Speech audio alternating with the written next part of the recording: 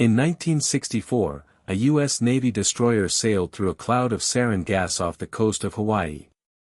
The sailors had no idea they were being exposed to one of the deadliest nerve agents ever created.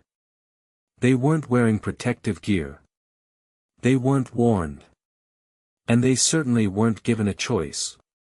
From 1963 to 1973, the United States conducted a secret program of biological and chemical weapons testing on its own military personnel. Project SHAD, or Shipboard Hazard and Defense, was designed to test the Navy's ability to detect and respond to chemical and biological attacks. But the cost was high. Thousands of sailors were unknowingly exposed to dangerous agents, their health compromised for decades to come. This is the story of those tests, the men who were subjected to them, and the decades-long battle for recognition and justice. Project SHAD was part of a larger Cold War effort to prepare for potential biological and chemical warfare. The tests were conducted on Navy ships and Army test sites across the Pacific, using a variety of agents including sarin gas, VX nerve agent, and biological simulants. In total, 134 tests were carried out, involving everything from aerosolized bacteria to deadly nerve agents. The sailors on these ships were not told they were part of an experiment. They were simply ordered to perform their duties as usual, even as toxic clouds drifted across their decks. The agents used were often odorless and colorless, making detection nearly impossible. And the consequences of exposure could be severe, ranging from immediate symptoms like nausea and respiratory distress to long-term health problems like cancer and neurological disorders. For years, the men who participated in these tests suffered in silence. Many developed chronic health problems, but had no idea what had caused them. It wasn't until the late 1990s that the truth began to emerge. Veterans started coming forward with stories of strange illnesses and unexplained symptoms, and the Department of Defense was forced to acknowledge the existence of Project SHAD.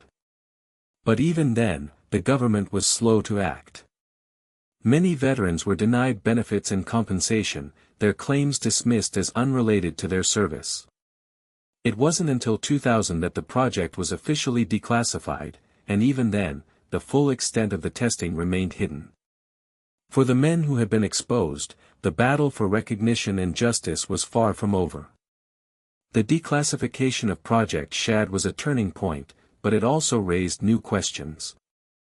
How could the government have kept such a massive program secret for so long? And why were the veterans who had been affected left to suffer for decades without support?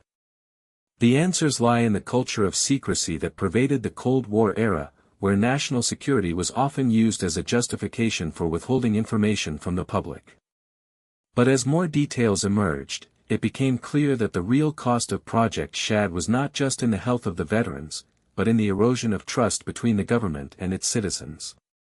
The legacy of these tests continues to this day, as veterans fight for recognition and compensation, and as the public grapples with the ethical implications of using military personnel as unwitting test subjects. Project SHAD is a stark reminder of the dangers of unchecked government power and the importance of transparency in military operations.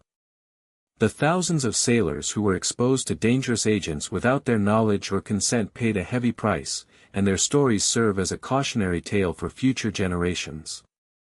As we reflect on this dark chapter in our history, we must ask ourselves, how can we ensure that such abuses of power never happen again? And what can we do to support those who have been affected by them? What else might be hidden in the classified files of Cold War experiments? And how many more secrets are still buried beneath the surface of official history?